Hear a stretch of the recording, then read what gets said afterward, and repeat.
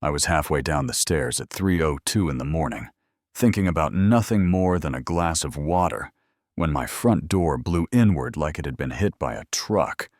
Wood-flying locks snapping, and a big guy in a cheap black uniform filled the doorway yelling, "Neighborhood enforcement, HOA security, everybody on the ground. Hands where I can see them." For a second, my brain refused to accept it because who kicks in a door over lawn length, right? But then I saw my wife's eyes at the top of the hall, wide and terrified. And I heard my son Luke step onto the landing behind me in his faded marine t-shirt, calm and steady. And it hit me. This wasn't a random break-in, this was my own homeowners association nightmare in my foyer. Let me back up before the fake cop meets the real Marine. My name is Daniel Cole. I'm 50, my knees tell me the weather, and we moved into Foxwood Heights in Crestview County because quiet HOA community sounded like trimmed hedges. And a working pool, not tactical cosplay, at 3 in the morning. My wife, Melissa, is a retired paralegal who reads Bylaws like a hobby. Luke was home on leave, polite, disciplined. The kind of kid who double-checks every lock. We're the boring, pay-on-time, wave-at-your-neighbor type, you know what I mean. Then came our HOA president, Valerie Cross. She slid into office in one of those meetings 10 people attend, crisp, haircut, color-coded binders, using community standards like a weapon. At first, it was notes about trash cans and mailboxes, annoying, but standard. Then the tone turned sharp, and the fines landed on the same people, older folks, single moms, new families, anyone who couldn't fight back easily. Valerie was a petty cop with a clipboard, and Foxwood was her territory. That night, standing in my splintered doorway, her night patrol made it literal. The man had a plastic badge, baggy vest, flashlight raised like a baton. "Foxwood Heights Night Patrol," he barked, voice cracking. "Authorized security, everybody on the ground." I had one stupid thought. Authorized by who? Then the fear hit because Melissa was behind me, Luke above me, and this clown had kicked into our home. Luke's voice dropped in cool and firm. "Identify yourself now." The guy swung the beam up. "Get down here." Boy face on the floor, stepping like he might charge. Before my brain caught up, Luke drew aimed down and put 2 rounds into the hardwood inches from his boots. Pop, pop, wood chips, silence. Then, "Okay, man, don't shoot, hands in the air." Melissa was already recording. The real deputies came, took one look, and said what we were all thinking. "HOAs send letters. They don't kick in doors at 3 a.m. I said, "Tell that to our president." And they traded that look that says this isn't the first weird thing they've heard, just the first with gunshots. On paper, it became a case guy named Tyler Briggs, fake security charges pending. In reality, I'm staring at a ruined door, my wife shaking my son, who just had to fire in his parents' foyer, and something in me flips. I've been pushed around by titles before. I wasn't letting an HOA president be the next. The next morning, the neighborhood showed up with concern and gossip. Melissa had already taped a sign on the plywood, "Please knock, we're a little jumpy." And it did its job. People started talking. Nate from across the street had a $150 fine for garden hose in visually disruptive configuration. Erica had photos of her tire 1 inch over grass. Mr. Lawson had a certified letter threatening a lien if he didn't repaint the porch he'd had for 20 years. Same header, same tone, same signature, Valerie Cross. Melissa laid them out like evidence and gave me that look that means there's a case here. That night, she went hunting through public records. By midnight, she had Foxwood Heights Protective Services, Valerie's Night Patrol, registered to a P.O. box, no real license. cross-residential improvements in her name.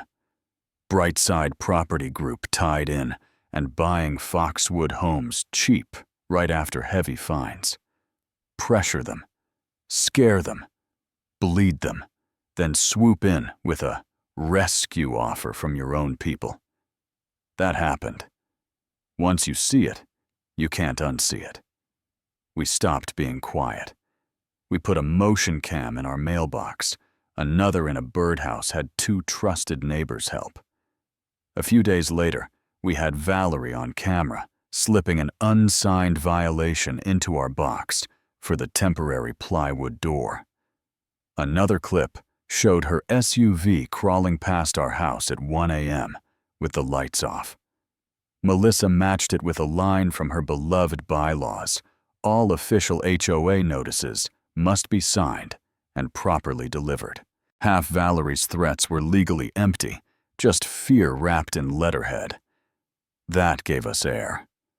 Then Valerie walked onto my porch and lit the match. One Saturday, I'm reading outside. Luke is cleaning his rifle on a table, fully legal, fully calm. Melissa's inside. Valerie's SUV stops. She marches up. "Daniel, you are in violation of multiple codes, unauthorized surveillance, public display of weapons, harassment of board officials, all in one breath." I let her wind down, then said, "Valerie, this is my house. You need to get off my porch." She stepped closer. "I am the president of this association. I don't need your permission." I stood pointed at the steps. "Yeah, you do. I'm asking you to leave." Blinds twitched up and down the street. She jabbed my chest with her finger. "You think you're clever, you are not making a fool of me," then shoved me just enough to cross the line. Luke was there in a flash, folded her wrist into a simple hold. "No pain, just control. Ma'am, take your hands off my father and step off this property," he said calm. She saw the phone, saw Melissa in the doorway filming, ripped free, red-faced, bolted to her SUV, and peeled away. That should have been the moment she backed down. Instead, a week later, I heard my side garage door click late at night. It's amazing how fast your body knows wrong. I came around the shelves with my handgun down low, and there was Tyler again this time, with a black stun baton in his hand, heading toward the door into our kitchen. "That's far enough, Tyler," I said. He spun, saw the gun, started stammering about checking a concern. I told him to drop it. Headlights swept the wall as Melissa and Luke pulled in, and he bolted out the side door, leaving the taser on the floor. The same sergeant came, looked tired. "She's escalating," he said, "but unless we tie this directly to Cross, it's messy." Standing in that garage, I realized playing defense was inviting the next stunt. If she wanted to use fear and loopholes, we'd use facts and her own ego. Melissa called Frank a retired detective she knew. He wired me with a button recorder, told me, "Go to her like you're done, let her feel smart."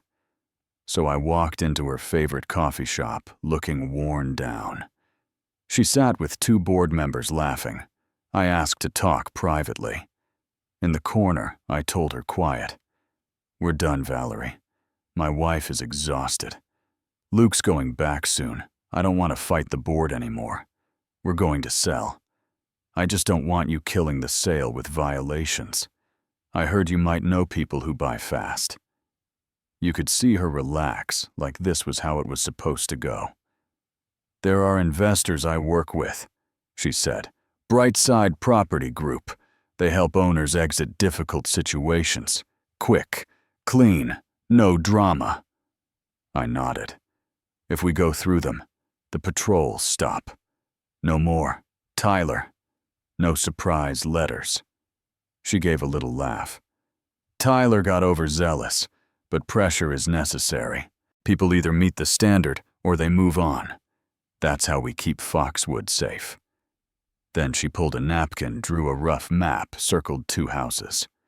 Right now, our focus is these properties, late checks encouraging compliance. She said it like weather. I thanked her, folded the napkin like a winning lottery ticket, walked out with my heart racing. We had her voice. We had her handwriting. At the next HOA meeting, the cafeteria was full, people standing in back with folders of fines. Valerie opened the night polished and confident. When it was time for homeowner comments, I went to the mic, hit speaker, so my voice carried. Gave my name and address, then said, I have a question for President Cross about Foxwood Heights Protective Services and Brightside Property Group. She cut in sharp. This is not the time for baseless accusations. And I said, good, because I brought evidence, and hit play.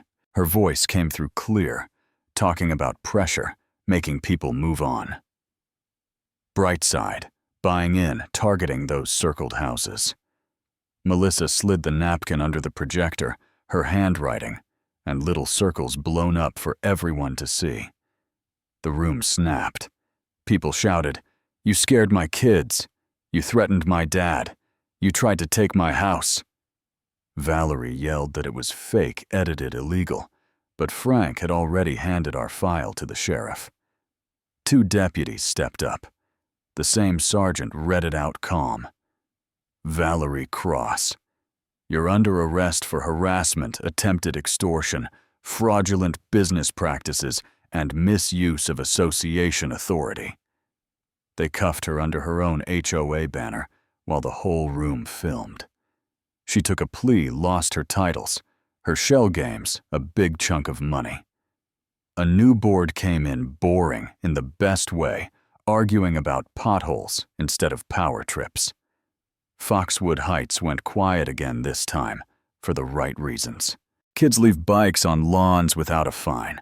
Mr. Lawson's porch is still his color. Melissa finally sleeps, and the 2 smooth marks in our foyer floor.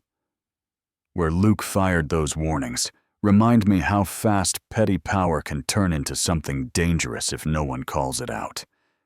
And now, I want to hear from you, because some people say we went too far baiting her, that we should have just moved, and others say this is exactly what you do. When someone hides behind fake badges and fine print to bully a community. What do you think? Did we cross a line? Or did we draw the only line that would hold? Drop your thoughts in the comments. Tell me your HOA or neighborhood stories. Tell me where you draw that boundary between rules and harassment. And if you think ordinary people have a right to stand their ground like this, share it, because someone out there is staring at a letter that feels wrong and needs to know they're not crazy for wanting their own front door to be safe.